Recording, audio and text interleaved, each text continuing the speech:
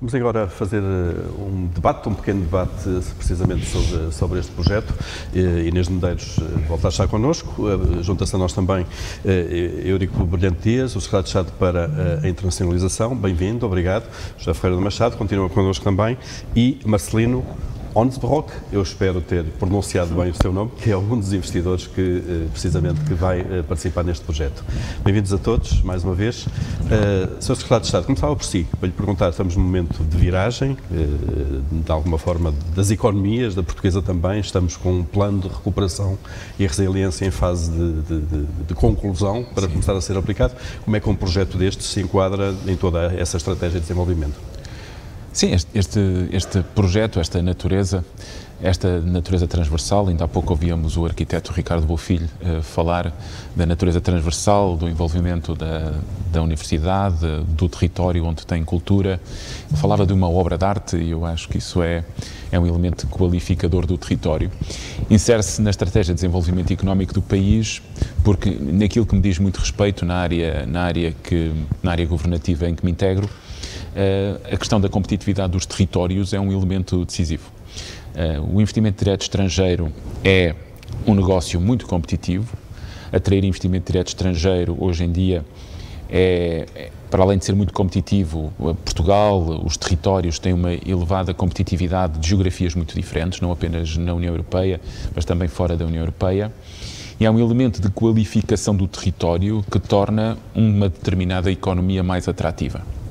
E esses elementos de qualificação do território estão muito presentes neste projeto, onde nós podemos ter em conjunto a universidade, a investigação, a aproximação da universidade, dos centros de saber e de investigação às empresas, e é um espaço e um território que é densamente povoado e que tem uma população muito densa, como é o caso da área metropolitana de Lisboa e, em particular, aquilo que temos no município de Almada, e que por isso, cada vez que nós chegamos junto de um investidor estrangeiro, ele tem que escolher, ele tem que selecionar.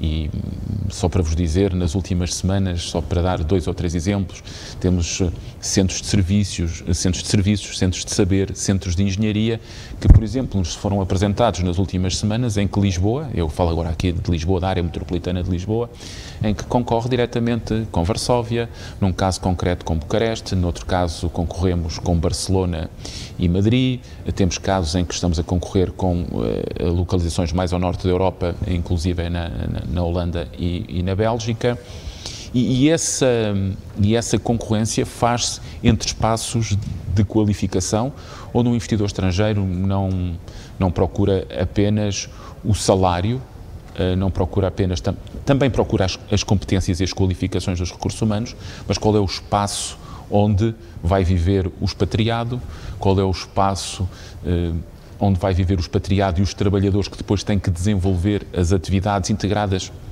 normalmente numa rede internacional. E quando nós apresentamos o país, não apresentamos apenas uma imagem do país, nós apresentamos algo que é concreto, apresentamos o território. E esse esforço de qualificação do território, que devo dizer, tem sido desde 2017 um dos meus elementos centrais, desde o ponto de vista da política para atrair investimento estrangeiro. Nós podemos falar de incentivos financeiros, de incentivos fiscais, mas temos que falar de território em concreto, onde o investimento se instala. E muitas vezes ganhamos pela qualidade de vida. É por isso que eu digo que os municípios muitas vezes são excelentes parceiros na captação de investimento direto estrangeiro. Fatores de competitividade. São fatores de competitividade, e encontramos muitas vezes nos municípios elementos decisivos para mostrar que o seu território é qualificado e é um espaço de desenvolvimento harmonioso da atividade económica, e esse é um papel muito importante dos municípios. Obrigado. José Ferreira do Machado, estamos a falar, aliás, apresentou há pouco 800 milhões de euros de investimento conjunto previsto, uma área que ultrapassa a de intervenção da Expo, agora Parque das Nações. Estamos a falar sobretudo de ativos físicos, imobiliário, e há muita gente que pergunta, nós estamos no meio de uma crise económica ainda, se isto não é megalomania. Não é, e talvez seja importante esclarecer que nestes valores não estão previstos investimentos públicos. Não há qualquer expectativa de onerar o contribuinte. Destes 800 milhões não há dinheiro dos contribuintes? Não há dinheiro dos contribuintes, é dinheiro, na esmagadora maioria, privado. Mesmo o dinheiro que a Universidade irá investir será obtido de fundos europeus por processos competitivos ou através da rotação dos seus próprios ativos, cedendo direitos de superfície aqui para poder investir ali. Depois é um projeto que, não obstante ter estes 4 km² de zona de intervenção, é um projeto que se vai desenvolver gradualmente. Estes 800 milhões que eu referi referem-se apenas ao desenvolvimento da primeira fase, que abrange aproximadamente 120 hectares. Portanto, vai se desenvolver muito gradualmente com investimento privado. Finalmente, eu referiria, como o Sr. Secretário de Estado referiu, que o objetivo deste projeto não é criar uma estrutura física para a qual possamos olhar contemplativamente, é criar estruturas físicas que criem emprego, que atraiam empresas, que atraiam talento para Portugal e que, portanto, gerem valor. Portanto, eu estou seguro que não será um elefante branco. E estou seguro que, não obstante ser desenvolvido num período de crise, será um sucesso, porque a crise não vai durar sempre. Isto é um projeto que se vai desenvolver organicamente ao longo de muitos e muitos anos. Por fases, seguramente? Por fases, seguramente. Há um horizonte temporal neste momento? Depende. Eu, por exemplo, aquele que posso controlar mais diretamente, que são a Universidade, corresponde a um núcleo de cerca de 60 hectares. E os projetos de desenvolvimento da Universidade enquadram-se no nosso plano a 10 anos, portanto, 2030. Eu penso que a primeira fase do desenvolvimento começaremos a ver coisas a acontecer neste horizonte. A primeira fase da Universidade de desenvolvimento ocorrerá muito mais cedo, mas eu acho que 10 anos é um período de tempo confortável para começarmos a ver os efeitos, a fruição deste investimento. Muito bem. Neste Medeiros, Almada está, obviamente, na região da Grande Lisboa. Há municípios muito competitivos também na captação de investimento estrangeiro, Boeiras, Cascais, por exemplo, própria Lisboa, como é evidente. Como é que a Almada se reposiciona com um projeto destes neste campeonato que é global, mas também que tem competidores aqui na região? Bom, boa tarde a todos, Sr. Secretário de Estado. Vamos lá ver, eu acho que a Almada posiciona-se por aquilo que já tem, as potencialidades que já tinha e que eu acho que não estavam a ser suficientemente olhadas e acarinhadas. A sua localização só por si é uma mais-valia, como foi dito e repetido aqui bem pelo professor Ferreira Machado. Por outro lado, essa conjugação, o facto de já ter uma estrutura como a Faculdade de Ciências e Tecnologia, a presença, o campus da Universidade Nova ali, é em si mesmo também um elemento fundamental para a aposta essencial deste projeto, que é de facto uma aposta num desenvolvimento com a criação de emprego de qualidade. Ou seja, o Sr. Secretário de Estado falava na competitividade. Nós temos, infelizmente, um longo passado de nos posicionarmos em termos de competitividade ou por salários baixos ou por emprego desqualificado, e este projeto vem dar corpo àquilo que eu acho que é um desígnio nacional partilhado por todos, que é Portugal tem que começar a posicionar-se, mas de outra forma, de facto, numa aposta da qualidade de vida, a mais-valia até da localização, da nossa localização como porta de entrada para a Europa, que é o que Portugal é, a questão de ser da área metropolitana de Lisboa, portanto não é um projeto que se baseia só no turismo, não é apenas um parque empresarial, ou seja, aqui também esta forma como o projeto foi sendo construído em articulação entre todos, esta tal dinâmica, nós não estamos a fazer um parque empresarial depois à espera que as empresas entrem, ou seja, são as próprias empresas, a própria iniciativa pública ou privada que vai dando corpo a tudo isto, e no fundo a Almada o que faz é assumir plenamente aquele que é a sua posição de central na área metropolitana de Lisboa, quer dizer, é a margem em frente a Lisboa, não tenhamos dúvidas, é o espelho, e portanto havia naturalmente um déficit de reconhecimento e de afirmação do município dentro daquele que é a sua grande mais-valia, as suas grandes potencialidades, não é? E a Almada de facto pode pode dar-se ao luxo de apresentar-se muitíssimo competitiva a esse nível, porque tem em si mesmo valores extraordinários, valores patrimoniais também. Eu quero deixar aqui, há uma forte componente de reabilitação de algum do nosso património, inclusivamente um património reconhecido a nível nacional, a transformação de antigos parques industriais, que é fundamental, e com a articulação de nomes e talentos extraordinários, naturalmente, como o arquiteto Ricardo Bofill, que é um orgulho ter um arquiteto daquela dimensão a sonhar aquela margem maravilhosa, de facto com vistas extraordinárias. Muito bem. Já vamos voltar a falar depois da forma como tudo isso se vai articular e como o projeto se vai desenvolver. Marcelino Hoensbroek, I hope that I'm telling very well your name, Hoensbroek. That's all. Hoensbroek is. You're one of the private investors that is partnering with this project. From the investors' point of view, this is a no-brain project? No, this is absolutely not a no-brain project. It's a very complicated endeavor. It's a public-private partnership where the private side is contributing the capital to make this successful, where the public side is steering the whole process. It is a very logical project. For me as a foreigner coming to Portugal, and I have committed myself to come here not to invest but also to live. I came here with my wife Linda and all our children. You are living in Portugal? We are now living in Portugal, and we're actually moving to the other side to live there. And we moved now our office to Porto Brandão. We are now in Porto Brandão. For us it's very, very crucial because you feel the location. You feel when you go there to the local restaurant, unfortunately they are closed.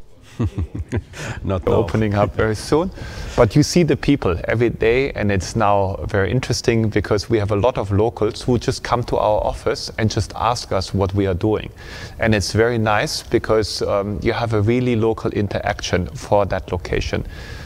Why I'm saying it's very logical, it's if you wouldn't have the Nova University for Technology and Science in Almada, you would actually have to move it there. If you want to have a competition with California, which I think is not to think too big, this is the right way to compare yourself. You want to have exactly technology and science being based there, where it's close to Caparica Beach. You need to, nowadays, you need to accept that people, when they have to work very, very hard, and everything needs to be accessible in their private life immediately. And that can be built there, and it's very clear what the mayor has just addressed, and it can only be strengthened. This is not a business park, not at all. This is really an innovation district where you can offer everything in one district, from culture, from art, from technology, from science, from living, from working in one district. And Professor is absolutely right. The Nova University is the engine and also the heart of that district. And what you need to see is that in future, and it's happening already today, countries are not competing with each other any longer. It's metropolitan areas. It's not cities any longer. It's a metropolitan area. And for me, don't get me wrong, Portugal is a very modest country. When you do something very well here, you don't really say it very loud. But I think now is the time to say it very loud. You should say, and not leave it just to Barcelona, where Barcelona thinks they're the only California in Europe. This is the much better place. And that's the logical place where you need to have such an innovation district. You can be very proud of what you have here, and I think you need to say it. Thank you. Obrigado. Eurico Brilhante Dias, pegava precisamente nisto, que somos demasiado modestos, que provavelmente não temos razões para tanta modéstia, e perguntava-lhe se, do ponto de vista de facto da competitividade, nós temos as tais regiões metropolitanas, super cidades, se quisermos, que sejam de facto, tenham essa capacidade para atrair, ou se ainda estamos um bocadinho atrás dessa capacidade. É um bom ponto de partida. Eu queria só dizer que às vezes sermos modestos permite-nos ganhar alguns projetos. Também é uma qualidade. E devo dizer que não podemos vê-lo só do lado negativo. Às vezes algumas abordagens portuguesas bastante mais suaves, que por exemplo os nossos amigos da Catalunha acabam por ser bastante mais eficazes. Mas dizer o seguinte ponto, sim, eu ainda há pouco quis dar alguns exemplos de competição acesa para captar centros de serviços, centros de engenharia e centros de competências e não me referi a países em concreto. Acabei por dizer Varsóvia, Bucareste, Barcelona, e isso é uma evidência de que quem concorre com Lisboa e com o Porto, em alguns casos devo dizer com o Algarve, com Coimbra, com Braga, com Aveiro, são localizações concretas em áreas metropolitanas que apresentam estilos de vida, possibilidade de relacionamentos entre pessoas e comunidades, e que isso é um facto que está muito presente na atração de serviços e na atração de talento. E, portanto, isso é um elemento decisivo. Este empreendimento, com a marca, eu sublinho mais uma vez aquilo que disse a Sra. Presidente de Câmara, o Ricardo Bofill é um catalão único, é uma marca única, é altamente distintivo para a Almada, para o país, mas para a Almada ter um arquiteto como este no desenho da área urbana e com o seu traço ajudar-nos a qualificar o território, mas entre grandes metrópoles que nós discutimos investimento de serviços com muita intensidade de mão de obra, de recursos humanos, mas muita intensidade de talento, e onde a capacidade de atrair estrangeiros, gente que vem de fora à procura de uma boa oportunidade de desenvolver a sua atividade profissional é muito importante. E Lisboa nisso tem feito um bom caminho. Eu falo da área metropolitana de Lisboa, tem feito um bom caminho, o Porto também, porque nós temos sido muitas vezes selecionados pela qualidade de vida, o que permite que operações, eu por exemplo falo de uma operação que está localizada na Nova, mas na Escola de Economia em Carcavelos. Há um investimento belga, 60 postos de trabalho, um centro de engenharia, 15 nacionalidades diferentes. E que foi para lá, atraído à procura, evidentemente, claro, de estar perto do saber, mas também porque está num território qualificado, está num território em que pode também atrair gente de fora. E, portanto, pode atrair gente que fala línguas diferentes, porque nos centros de serviços é muito importante ter gente que fala inglês, francês, alemão e por aí adiante, mas também, ao mesmo tempo, as competências técnicas, os skills no software, no hardware, mas na química, na física. A proximidade da praia. É importante. É evidente que a qualificação do território é decisiva. Eu só queria deixar mais um ponto, que é uma resposta, sim, é verdade, que nós, cada vez mais a concorrência entre polos. A segunda, eu queria dizer que este projeto em concreto já é um projeto de atração de investimento estrangeiro, porque aparentemente a minha intervenção inicial teria sido muito dirigida à ideia de que ele era, à partida, a qualificação do território que nos permitiria atrair investimento estrangeiro. E investimento nacional, com certeza, mas estrangeiro em função também da área governativa a que pertence. Mas ele já é em si mesmo atração de investimento estrangeiro. Nós temos um cidadão que veio de fora, que escolheu viver em Portugal e por isso, bem-vindo, queremos muitos, mas que em si próprio já a possibilidade de ter investimento estrangeiro no desenvolvimento do território. Isso é muito importante. O país tem uma enorme escassez de capital, eu digo isto quase todos os dias, o país tem uma enorme escassez de capital, sempre fomos muito escassos de capital, nós temos poucos capitalistas, nós nunca tivemos muitos capitalistas e ainda por cima os que temos com pouco dinheiro já agora, levava-nos a uma conversa diferente, claro. Poucos capitalistas e com pouco capital, nós precisamos de investimento estrangeiro para desenvolver aquilo que o território tem de bom e também para criar as melhores oportunidades para que os portugueses possam escolher ficar.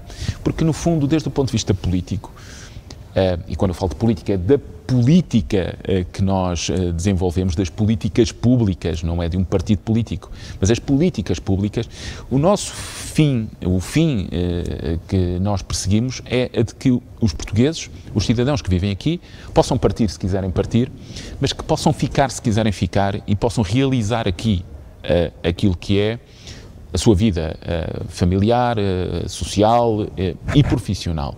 E nós precisamos deste tipo de investimentos para que essas oportunidades surjam. Porque um território que empobrece e se desqualifica, e daí a importância dos municípios, um território que se desqualifica, e não se desqualifica só por desqualificar o território, se desqualificar as suas instituições académicas também se desqualifica. Se desqualificar o governo também se desqualifica já agora.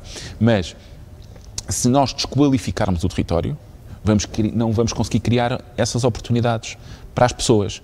E as pessoas são o meu filho, mais tarde os meus netos, e é disso que estamos aqui a falar, e é por isso que estes projetos são tão cruciais para captar investimento, mas para criar oportunidade. Fecham o ciclo de alguma maneira. Fecham o ciclo de alguma maneira. De várias intervenções.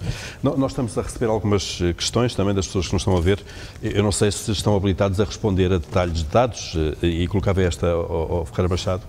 Se não estiver, depois, obviamente, a resposta será dada posteriormente, que tem a ver com as áreas previstas para cada setor, na totalidade deste projeto, separação por habitação, escritórios, residências de estudantes, talvez isto seja muito detalhado, e depois também a questão dos 800 milhões de euros, que dizem respeito à primeira fase do projeto, saber então qual é o montante global previsto de investimento para todo o projeto. Não sei se tem estes números de cor. Não, a segunda parte não tem os números, temos os números para a primeira fase, que dizem respeito àqueles investidores que assinaram o memorando de entendimento. Portanto, para esses há projetos mais concretos. Para a segunda fase não tem de facto. A repartição dos usos do território é muito equilibrada. Nós temos zonas que são de habitação e serviços, zonas empresariais, temos 1/4 da área são parques urbanos e espaços verdes, temos turismo. Portanto, é uma verdadeira cidade na sua diversidade e no seu equilíbrio. No campus da FCT, nós tivemos aprovados ontem ou anteontem pela Câmara um PIP para uma residência de estudantes que pode ir até 600 estudantes. Portanto, eu sei que há outros projetos residenciais para estudantes que estão a ser desenvolvidos. Portanto, na realidade, vai ter todas as valências que se possam imaginar. No campus da FCT, vamos também, a muito breve trecho, começar a construir o que nós chamamos de um Innovation Hub, isto é, um sítio onde empresas de base tecnológica possam ser atraídas e trabalhar com alunos e investigadores da FCT. Há uma expressão que eu gosto muito e que foi a ideia, pelo menos do ponto de vista da Nova, de todo este conceito, foi que aquela zona era a maior concentração de engenheiros e de passe livre do país. Isto é, sabendo nós que os engenheiros precisam de empresas, precisam de sítios para interagir, este vazio era ele próprio, do ponto de vista da universidade, um entrave ao seu desenvolvimento e um entrave ao impacto das suas atividades. E foi exatamente tentar preencher este vazio que originou este projeto. O que é que a Nova tem uma experiência, há pouco foi já referida, em Carcavelos, a Nova SPE. O que é que aprenderam já com essa experiência que estão a aplicar agora e que vão aplicar e melhorar na FCT? Eu era diretor da SPE, eu fui durante 10 anos diretor da SPE e era diretor da SPE quando nós decidimos arrancar o projeto de Carcavelos. Portanto, sei bem.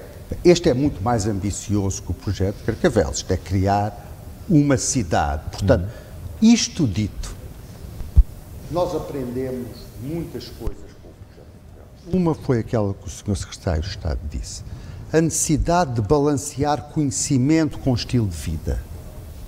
As pessoas são atraídas por conhecimento, mas também por qualidade de vida. Este foi um aspecto muito importante. Outro aspecto muito importante foi um conceito que vai ser aplicado a todos os campi da Nova. São campi sem cercas, campi sem fronteiras, campi que são equipamentos que fazem parte do tecido urbano que os envolve. A ideia de ter um campus universitário com muros é algo do passado e isso aprendemos na SPE. Aprendemos também que podemos contar com o apoio da sociedade civil para desenvolver projetos académicos. e, sobretudo, aprendemos que sonhar alto paga. E aprendemos uma coisa muito importante. Na sua primeira pergunta falou da megalomania de lançar este projeto de crise. O projeto da SBE foi lançado em 2011, 2012. Se alguém se recorda que era 2011, 2012, era o ponto mais fundo da crise financeira.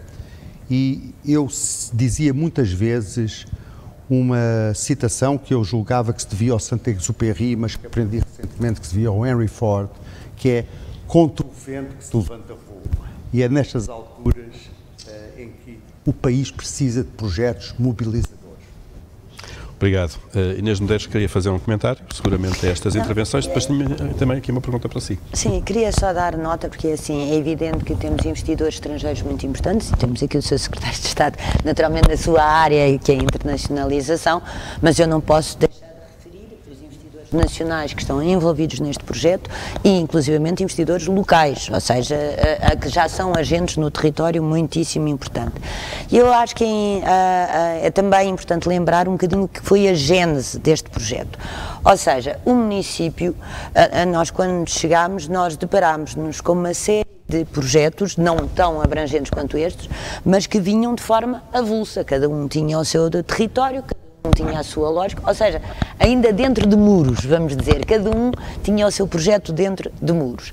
E o desafio que a Câmara Municipal fez, até olhando para aquele território, é dizer, mas porquê é que não nos juntamos todos e tentamos criar um projeto comum, com uma lógica comum, com uma coerência em termos urbanísticos. Aliás, a primeira reunião até foi aqui na reitoria e agradeço muito bem ao Sr. Reitor a disponibilidade imediata e esta rapidez em perceber a importância disso e, de facto, o projeto Innovation District, na sua globalidade, nasce nesta percepção que todos os intervenientes tiveram e nisso é que é, eu acho que é de facto em si mesmo um projeto de uma inovação extraordinária até na forma como foi construído e na coerência que todos os envolvidos tiveram. Então, a Câmara naturalmente não iria assinar nenhum memorando de entendimento, que é licenciadora, portanto não faz sentido, mas entre todos os investidores públicos e privados conseguiram fazer justamente este projeto comum, adaptando, aliás, em alguns casos, aqueles que eram os seus projetos iniciais. Importa lembrar aqui também a EGAS Muniz, que é outro polo de ensino muitíssimo importante na área da saúde e que também vai criar também diversidade na oferta de saúde. E depois, os próprios investidores nacionais aperceberam-se da importância de ter alguns projetos âncora, como é o caso da Universidade Nova, ali na FCT, o desenvolvimento do campus, para os seus próprios projetos e, portanto, até para serem mais, no bom sentido, ambiciosos, não é? Ou menos modestos, como quiserem, mas no sentido de ter confiança e de perceber que é agora que se lançam as bases até para superar a crise que aí vem. Portanto, quero dar também uma palavra de profundo agradecimento aos investidores nacionais que estão aqui envolvidos, de facto, e que desde o início se juntaram, portanto não há aqui uma coisa de estrangeiros nacionais, lógico, pelo contrário. Lógico. Portanto, queria é deixar... bem-vindo capital estrangeiro, mas o nacional também, já agora. Sim. Deixe-me perguntar, na Câmara de Almada, que é obviamente uma entidade central neste projeto todo, porque tem que licenciar, há a queixa constante da burocracia, do calvário que muitas vezes alguns destes projetos, de obras maiores ou mais pequenas, têm que passar. Não sei se é o caso de Almada, mas eu perguntava-lhe se há, de alguma forma, alguma via verde burocrática administrativa para, no fundo, garantir alguma celeridade a projetos como este. Eu estou a sorrir, estou a ver se me contenho, porque é assim, os municípios também se podem queixar da burocracia das entidades acima. E por aí fora, não é? Até chegámos a Bruxelas, por exemplo. Sim, mas eu já nem vou tão longe, aqui mesmo. Se quiserem resolver alguma coisa com o Governo, sempre faz parte. Eu acho que o Sr. Secretário de Estado também tem a consciência. Claro. Eu acho que é evidente que esse é um desafio, mas que é um desafio coletivo. Ou seja, a questão da simplificação, o famoso Simplex, que ainda está plenamente por cumprir, mas sobretudo o reconhecimento de projetos estratégicos, como é este caso, eu acho que deve ser, de facto, uma prioridade nacional, sobretudo nesta altura. E se nós não o fizermos, estamos em pleno plano de recuperação e resiliência, novos fundos estruturais, se não houver um grande esforço de não pondo em causa, naturalmente, nem as regras da concorrência, nem as regras da transparência, mas um excesso de peso burocrático não contribui para a transparência, densifica. Portanto, é evidente que os municípios estão mais do que disponíveis para adaptar também os seus sistemas e num âmbito de uma modernização administrativa, que é um processo longo, é verdade que tivemos muito atraso e, portanto, estamos a recuperar essa modernização administrativa, mas precisamos também que ao nível das entidades, e não é o Governo, é porque também entre o Governo há uma série de outras entidades e que têm que estar envolvidas. Reguladoras, e, portanto, independentes, muitas vezes, claro. Reguladoras a todos os níveis. E se não houver, de facto, um compromisso nacional nas várias CIMs, nas várias regiões, nas várias entidades nacionais, para haver essa celeridade, que não é, eu volto a dizer, essa celeridade não quer dizer não cumprirmos perfeitamente e respeitar todas as normas necessárias. Agora, um processo, por exemplo, que dura 20 anos a montar, é evidente que, ao fim de 20 anos, as premissas anteriores já não se adequam. E, portanto, nós temos que ser céleres, proativos e claros naquilo que queremos. E, provavelmente, também implica, e neste caso, para responder diretamente, os municípios debatem-se com um caos legislativo a variadíssimos níveis, que era uma questão fundamental, é algo muito batido, que é, de facto, a clarificação legislativa e a coerência legislativa. Que é para ser mais rápido. Por isso é que eu estava a sorrir. Os municípios estão disponíveis, mas também precisam de colaboração. Tem que ser toda a hierarquia do Estado. Certo. Há aqui uma questão para a Inês Medeiros. Como é que será feita a integração com o tecido social e as comunidades locais existentes? Que é fundamental, de facto, não é? A tal Universidade de Portas Abertas. Bom, mas justamente até a própria localização permite que haja um desenvolvimento e uma ligação daquilo que é a cidade de Almada, depois passando ali pelos famosos bairros. Eu não gosto nada dessa designação, quer dizer, é naturalmente uma zona urbana importante, integrada na cidade, e nós temos dito que é o crescimento da cidade, uma cidade sustentável, uma cidade noutras bases, mas uma cidade integradora. E, portanto, eu acho que é o projeto mais fundamental para justamente qualquer ideia de guetos, de isolamento, vai em sentido contrário. É criar cidade, criar coerência, criar polis, vamos dizer assim, claro. Criar comunidade, se quiserem, dentro de uma coerência que se estende. Portanto, todo o projeto em si mesmo é integrador. O facto de abranger também a parte antiga do Monte da Caparica, a reabilitação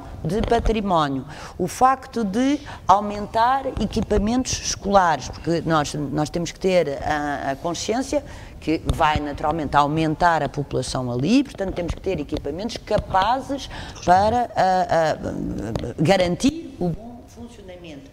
A qualificação de uma maneira geral e, sobretudo, a criação de emprego, e emprego a vários níveis, mas, mais uma vez, apostando num emprego de qualidade e, naturalmente, na esperança de boas remunerações, ou seja, claro, temos que apostar em salários dignos e empregos de qualidade.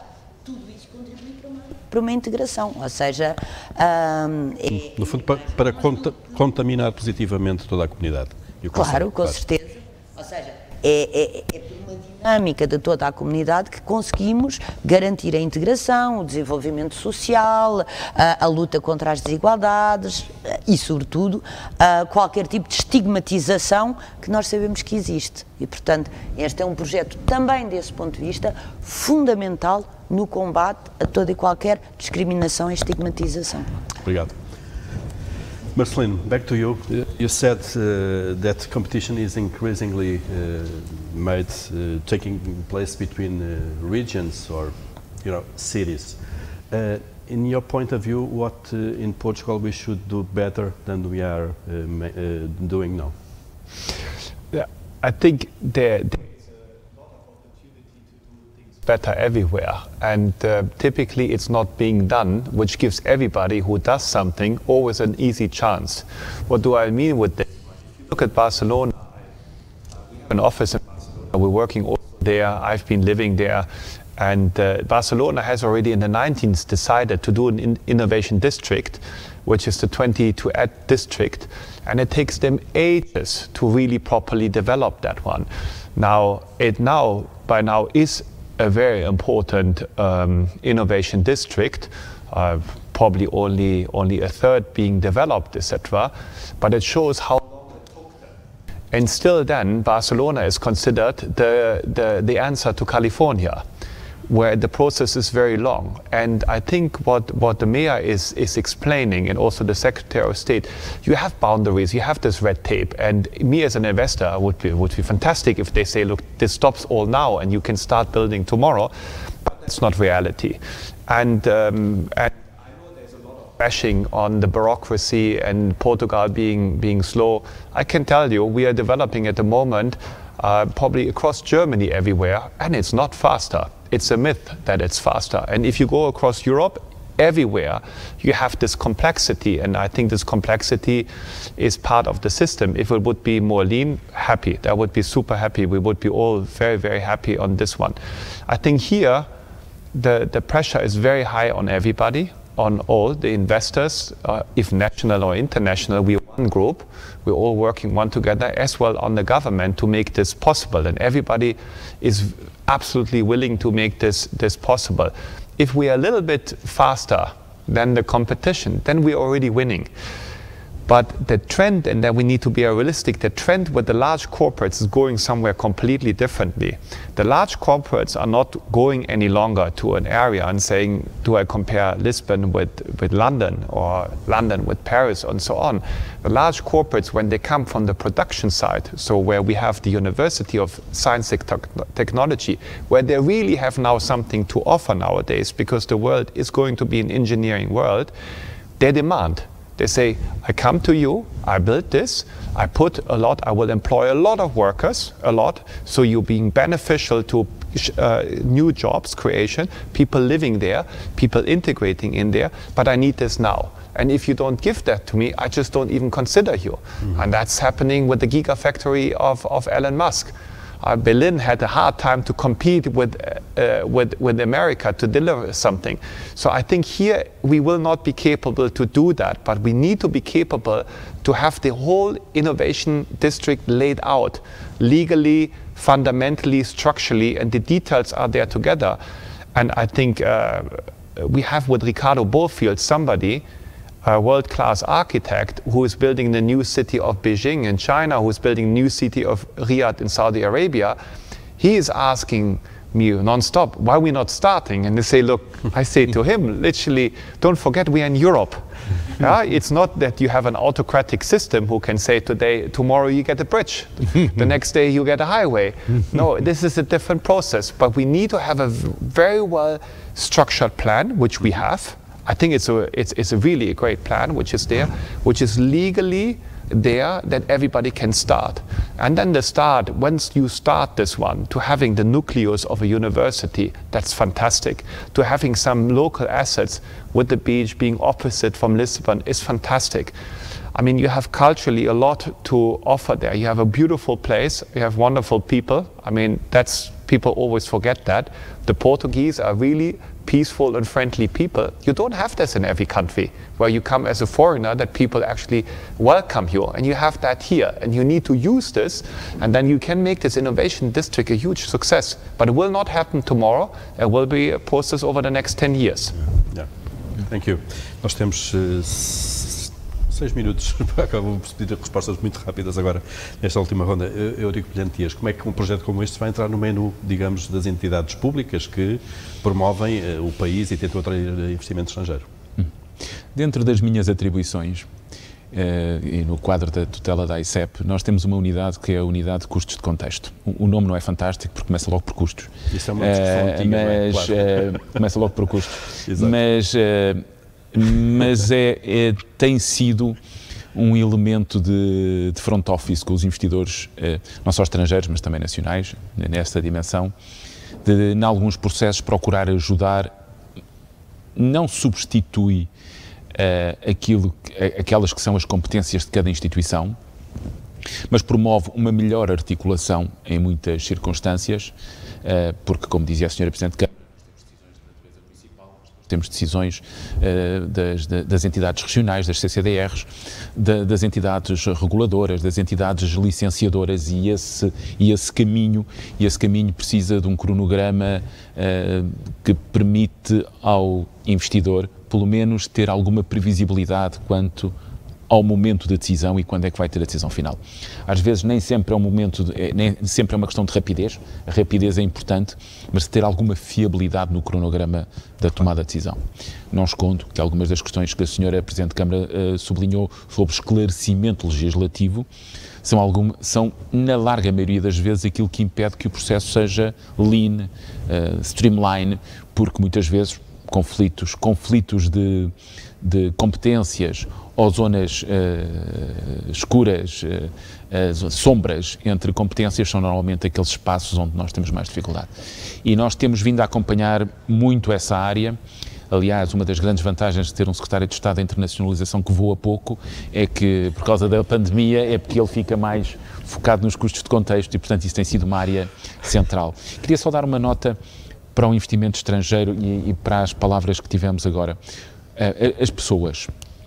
Eu volto a dizer, o país é reconhecido lá fora, e isso nós temos estudos feitos, medidos comparativamente com outros países, Portugal face a Espanha, Portugal face a Itália. Portugal é muito reconhecido como um território que tem talento, é amigável e pacífico. Isto são três características que são quase transversais a quem nos vê de fora. Esse talento é muito diferenciador neste momento, é por isso que estamos a atrair muitos centros de serviço e muitos centros de engenharia. O sítio também é muito competitivo, a qualificação do território, nós estamos a melhorar, isto é importante, é muito importante dar essa visibilidade. O país tem condições de continuar a atrair não só mais investimento estrangeiro, mas como, no fundo, a criar mais oportunidades de desenvolvimento. Evidentemente que, se nós formos capazes de ter esta oportunidade, quer no PRR, quer no próximo quadro financeiro plurianual, de fazer as apostas na qualificação do território, na qualificação das pessoas e em manter esta ideia de que o país é um país com talento, mas é um país aberto. Nós precisamos de pessoas, nós precisamos de gente que venha, de talento que venha. Num país aberto, integrado numa rede internacional ou nas redes internacionais de conhecimento, de tomada de decisão, nós somos um país seguramente com futuro, e são estes projetos que vão dando futuro e construindo o futuro do país. Obrigado. José Ferreira Machado, quando é que começam as obras? As obras vão começar muito em breve no campus da FCT. Nós pensamos começar este ano a edificação da parte desportiva, de uma superfície comercial e da fase 1 do Hub de Inovação. Portanto, as coisas vão começar muito em breve. Aliás, parte destes financiamentos são comunitários, são da CCDR, ainda no quadro do Programa Operacional 2020. Se não forem executados até 23, 31 de dezembro. Até 31 de dezembro de 23, certamente entraremos em problemas. Claro. Portanto, a primeira fase vai ser muito rápida, e a primeira fase é, sobretudo, mudar aquilo que nós chamamos o look and feel do campus. Nós também temos uma grande candidatura ao PRR para a eficiência energética dos edifícios. O edificado do campus nós temos 27 edifícios no campus, 9,2 hectares de área edificada, alguma dela muito antiga, numa construção que não foi boa, e nós estamos a preparar, já temos falado disto com o Ministério do Ambiente, uma grande candidatura à eficiência energética do edificado, que nos vai permitir, esperemos nós, se tivermos sucesso, uma requalificação da parte que já está construída. Muito bem. Inês Medeiros, para acabar mesmo, sobre a Almada, ao longo de décadas, houve 1001 projetos. Eu acho que toda a gente tem projetos para a Almada, talvez por ser um espelho de Lisboa. Para os terrenos de Lisnave, Manhattans de Sul do Tejo, enfim, já houve muitas coisas. Este vai para a frente. É o grande projeto da Almada neste momento? Eu acho que neste momento é o grande projeto da Almada e que vem justamente alterar uma forma de funcionamento que era a criação de projetos. Lá está, criavam-se grandes projetos muito ambiciosos, mas que não se criavam, disso, não é? Exatamente, porque não estavam intrinsecamente ligados àquilo que são os investidores, os agentes e aqueles que podem construir, portanto, eram construções muitas vezes teóricas. Eu devo dizer que muitos dos projetos do Innovation District, o Marcelino penso que já teve um aprovado, tem outros em curso, muitos deles já entraram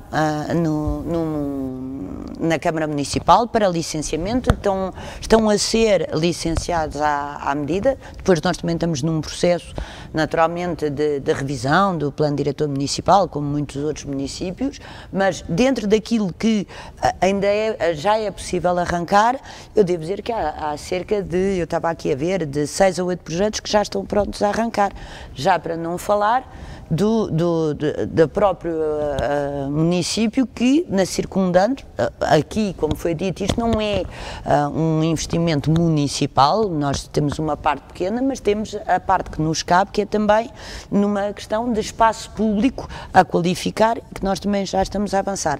Mas é um projeto que é naturalmente muito mais ambicioso, mas que já está no terreno, já está a existir. E isso é também aquilo que dá a confiança, claro, e que altera completamente e acaba, eu espero que seja um virar de página definitiva da tradição da Almada com grandes projetos, embora o Ginjal vai avançar também, muito em breve. Aliás, já está, eu garanto que rapidamente havemos de conseguir lançar a primeira pedra. Obrigado.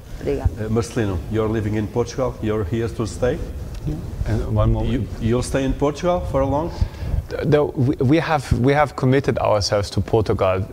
I've been living in many different countries, but I like it best here. It's really a wonderful country, and that's why I hope I didn't get this wrong in the beginning, saying Portugal can be a little bit less modest when it comes to economics, but stay privately like this. It's wonderful. For me, it's a wonderful country. I just want to take one thing. You should not forget that Portugal has quite an old society, so the society will shrink over the next years, and it does this already today. So in the future, it's very easy for countries to do something when you just have population growth, because whatever you do, you just wait until something grows towards you, and then it will be occupied.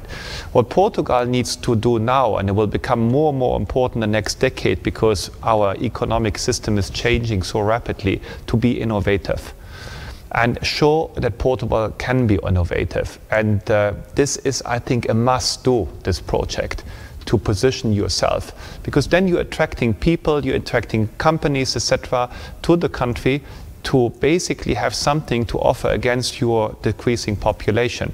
Because if you want to have the population being happy and living a wonderful life here, you need to offer them something, and you need to come with innovation now before other people are doing this.